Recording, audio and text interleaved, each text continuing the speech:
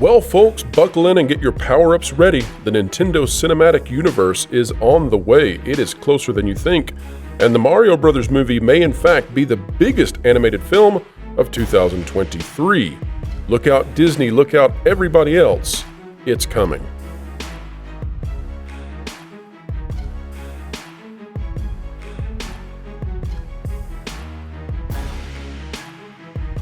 Explaining entertainment, keeping you ahead of that culture curve. That's what we're doing each and every day. There is a big culture curve out there. It's a tsunami, ladies and gentlemen. And that tsunami's name is Mario. It's Nintendo. It is all things Nintendo Cinematic Universe. That being now confirmed by the voice actor playing Mario in what he says could be the next decade, Chris Pratt himself. And so I have brought on someone with the gravitas to handle this sort of discussion. Andre from Midnight's Edge, welcome for the very first time to the channel. It is an honor. Well, thank you. Thanks for having me. It's an honor to be here. Of course, we've spoken many times before. You've been a frequent guest on Midnight's Edge, so it is only befitting that I return here, and yeah, glad to do so. Well, happy to have you, and I'm sure the audience is as well. As we get ready to dive into this, folks, if you like content like it, click that like button, share, subscribe, and you can stick it to the algorithms. When you click it, we're talking about that notification bell. Don't forget that the Pro Show is Thursdays, 5 to 7 p.m. Eastern Time, and we do covet your comments. This is not just a dialogue between two people, but this is for all of you. Share your thoughts. We read them. We respond. Let's get into this with MovieWeb. Chris Pratt addresses his Mario casting controversy. And so we're not going to read this whole article, which, by the way, is by Anthony Lund, because what it's about is there's been some criticism of his voice. And so Chris Pratt responds to the criticism of the Mario voice, which we're probably well accustomed to knowing what people are saying about it, right? It doesn't match with the video games exactly. That's fine. But his response has something in it that is key. And all the way back January 1st and then also January 13th, I talked about a Nintendo Cinematic Universe. As far as I know, I was the first to say, hey, this is what's happening. We're not getting just a Mario movie. We're not going to Mario 2 and Mario 3. There's a pre-production going on for Zelda, and then there's more stuff on the way. So let's take a look now at this full quote. He says, go watch the movie and then we can talk. I really think that once you see the movie, and in all honesty, I think you probably need to watch it twice. In all honesty, the answer, though, is that this is a passionate fan base, and I understand. I'm a part of it. By the way, excellent job, Chris, on answering this. The PR team is exceedingly happy with how you did that. This is the soundtrack to your youth. Should have said our youth there, Chris, but close. And you don't want someone to come along and cynically destroy it as a cash grab with the movie. I fully understand that you do not want that to happen, and there were so many hearts and souls and minds dedicated to making sure that didn't happen. Stop. This is where most of the media ceased to pay attention. They stopped realizing what was being said, and they were just focused on this being a response to a voice criticism. But here's where the big thing happens. The movie really honors the video game. It honors the world of Mario and is very promising as to what we could expect over the next 10 years, like an entire universe of these types of movies. They're super nostalgic. They're really fun. It's Illumination, so they know what they're doing. Holy cow, 10 years of Nintendo movies, and Chris Pratt is talking about it. Don't forget that Seth Rogen is also, he is opining that he should have his own Donkey Kong movie. We know that Zelda's in production. I think that Metroid is also coming up. Andre, here is my question to you. Do you think that the market is going to respond exceedingly well to a Nintendo Cinematic Universe, all of it seemingly animated? Absolutely, I think so, because it depends on who is the market. And when it comes to kids, Nintendo's got them. It's got the kids market, very much thanks to Super Mario Kart 8. All kids like age 6, 7, 8, 9, 10, they're all about that game. That's Manny's introduction to Super Mario, and from there, that entire world. So if the upcoming movie can do what Iron Man did back in 2008, only for the kids market, and based on the trailers, I see no reason to think that it couldn't. Then yeah, the Super Mario Nintendo Cinematic Universe could be a very real thing. And yeah, I do believe it was actually on Midnight's Edge that you first broke that scoop when That's we right. were talking about how we thought that Super Mario had the potential to be the biggest movie of 2023. I still believe that. I think this has a very good shot at being the biggest movie of the year. The only things that can possibly rival it are the new Mission Impossible and the new Fast and the Furious. And I Yes, don't and know that I'll they be have happy to see enough. Mission Impossible do well. Yeah, but I don't know that they have what it takes to beat Super Mario. So this could be the biggest movie of the year. And if it isn't, it's going to be the second, or at worst, the third biggest movie of the year. And that's a pretty flying start to a new cinematic universe. So let's talk about now how this impacts the market in terms of animation, in terms of family content. And what I am particularly interested in is that for decades and decades, at least since the late 80s, the Walt Disney Company has essentially sat in the throne, sat on top of the mountain as the king, queen, and everybody else in the court in regards to owning family entertainment.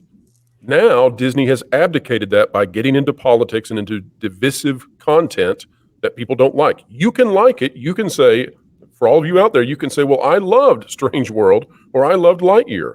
And that's fine if you enjoy it. We're not here to criticize you for that. But the market clearly did not respond. And Disney is continuing in that trend. We'll see another movie that seems to be following that path with Elemental coming out this summer. And that may be a dramatically bad situation for Pixar. But what interests me, what intrigues me, is that as Disney creates this void now, this vacancy where audiences are no longer showing up, we see that the Minions are doing well. We see that the Shrek franchise may be coming back. But in my opinion, this Nintendo Cinematic Universe poses the biggest threat to Disney that we have seen in a very long time, because we're talking about year after year after year potentially of billion-dollar box office successes that are almost a sure thing from this entire endeavor Nintendo and Illumination are doing. And I don't know what Disney can do to counter it. Andre, what do you think is the impact on Disney, and what will they have to do if they want to win back audiences over this? Well, let's begin with the impact. Because, as you said, Disney, they have been the king of family entertainment going back decades now.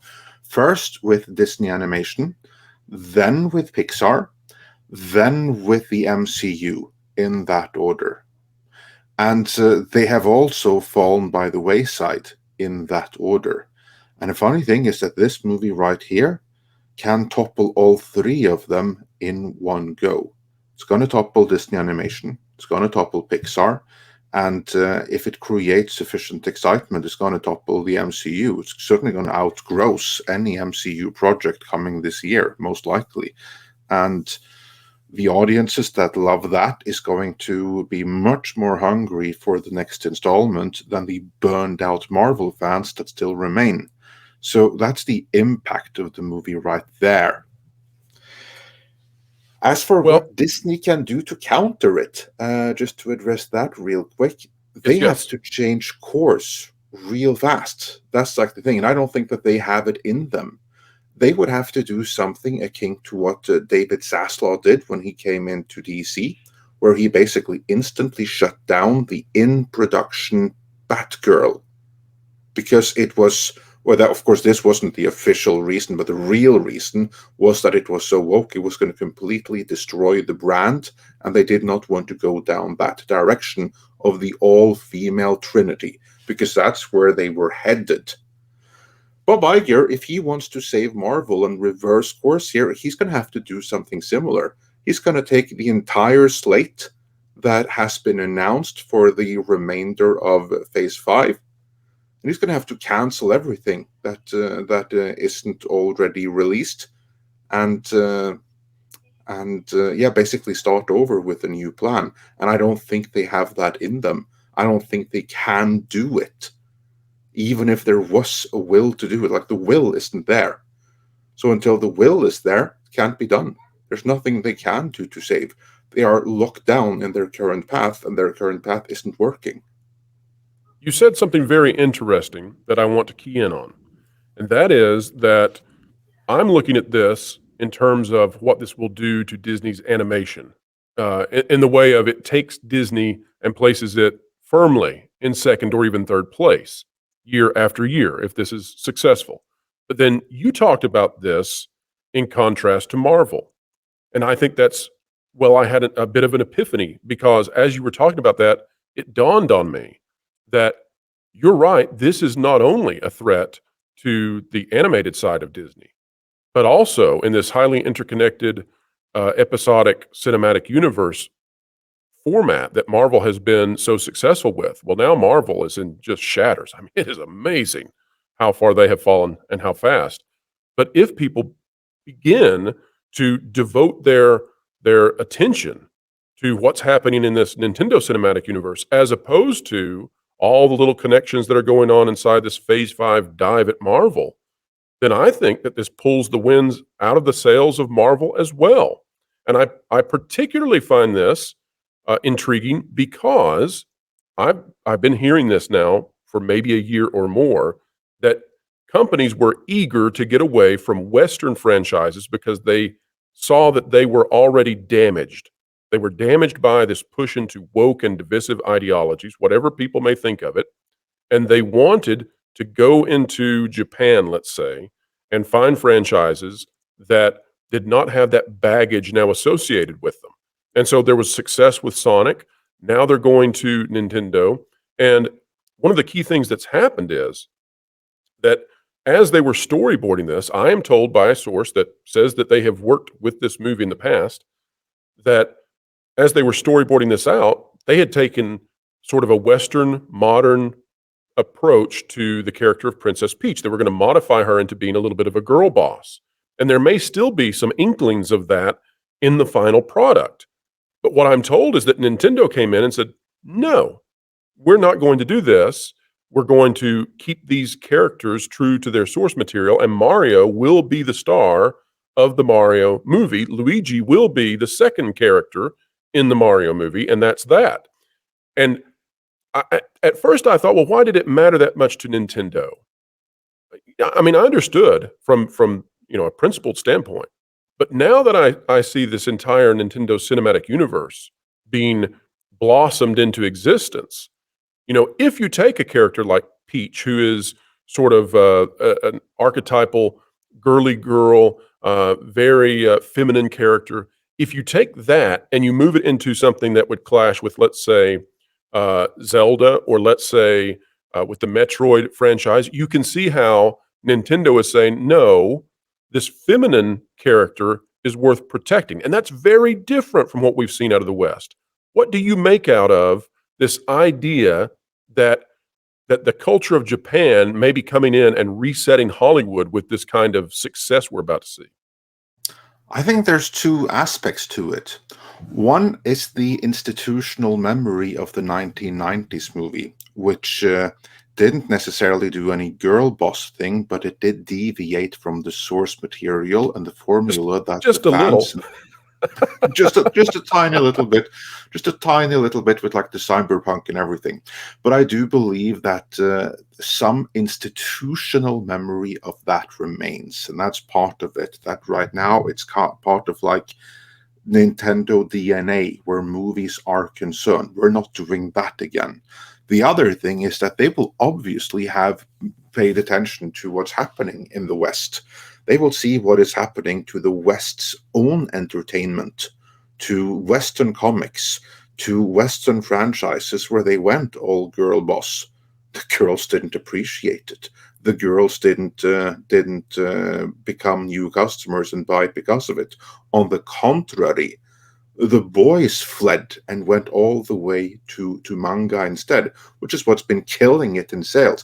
I mean, I believe Ethan Van Sciver said that the Japanese right now are racing our youth by way of the entertainment, because the audience is fleeing from all the virtue signaling and the political influences, if you will, that is all over Western media. You don't have that in the Japanese media, and that they are aware of it, that they have seen that, okay, if we influence this, this doesn't actually increase sales. If we make Peach a girl boss, we cannot expect sales to go up by 10%, but possibly they will go down by 10%. We're not doing that. To me, Well, that's two things. One is that it's honoring the brand, that they are staying true to their own brand and the fundamental principles of it, which is what the audience responded to in the first place, but also its sound fiscal sense. They know that right now they are in a position where they can outcompete any entertainment from the West and become number one in the world. And all they have to do is do what they did the whole time and just refrain from changing it in accordance with political principles that the audience is completely dead set against. it seems to me that Hollywood has been in a trend, and this goes beyond Hollywood, of course, but they bought into this. I mean, totally bought into it. This idea of animosity towards deeply embedded differences in the biological sexes and the demographics that arise from that. And I'm watching now as movies like John Wick 4 deliver the masculine role model that many men want to go watch. I'm watching as we see that with Top Gun Maverick. I'm watching it surely with Mission Impossible coming up, and that's not to be negative about female characters at all. I want to see a very cool Princess Peach character in this movie. I want to see a very cool Metroid franchise. I would even enjoy seeing all of the other princesses and female characters in the Mario universe combined together. That would be something fun to do. But in the past decade or so, there's been this decision made by Hollywood that we're going to be negative, that we're going to eradicate those strong male role models. Now, I think that the pendulum is beginning to shift. I don't think that it's fully happened yet, although I think it's already occurred in the market. It's just that the studios will now have to catch up, but Nintendo seems to be in the lead on this. So I wonder, based on this transformation now, where maybe even we're leaving superhero films and moving into watching things that are more exciting in sort of real action terms, where we're leaving this Pixar mode of storytelling that we've been watching now for years and getting into this fun stuff again, just fun like the Minions and Mario and Puss in Boots. I wonder, Andre, what excites you and maybe the people that you know and associate with in your own life? What excites you most in terms of possibilities with a Nintendo Cinematic Universe? I personally would love to see a Zelda movie that's on par with some of the greatest sorcery and fantasy genres. But what's your cup of tea? What are you excited about? You mean of Nintendo properties? Sure. Uh, well, there's obviously Super Mario, and I think that is the really big one, very much so because of Mario Kart. And then you obviously also have Zelda, and Zelda, if you do that right, that has like Lord of the Rings potential. I mean, imagine something animated in the style of this, which has that kind of visual appeal to the kids, but that storytelling wise can be something akin to Lord of the Rings, tonally and age appropriate, like the first Harry Potter. It would rock the world. So I think that is where like the biggest potential for the mass audience. As for me, I'm more of a Sega Mega Drive guy. Like that's what I grew up. That's my jam. So the things that would interest me are franchises that are associated with Nintendo, but not necessarily owned by them. Like for instance, Castlevania, which you already have on Netflix, or Contra. I'd be all over something like that. So that's me. So this is something that I am very comfortable with. That a Nintendo Cinematic Universe, it wouldn't necessarily be for me, but it would be something for my kids that I can enjoy with them and enjoy as a family. That's kind of like, yeah, I had my MCU. Now it's the next generation. This is going to be their thing growing up. And I'm very Well, happy with that. And also, if Nintendo were to throw me a bone by doing this, would excite me. Captain N, Remember that, like that Oh, yes. animated thing from Yes, the what a 80s? throwback. They have the rights to that. They could do that.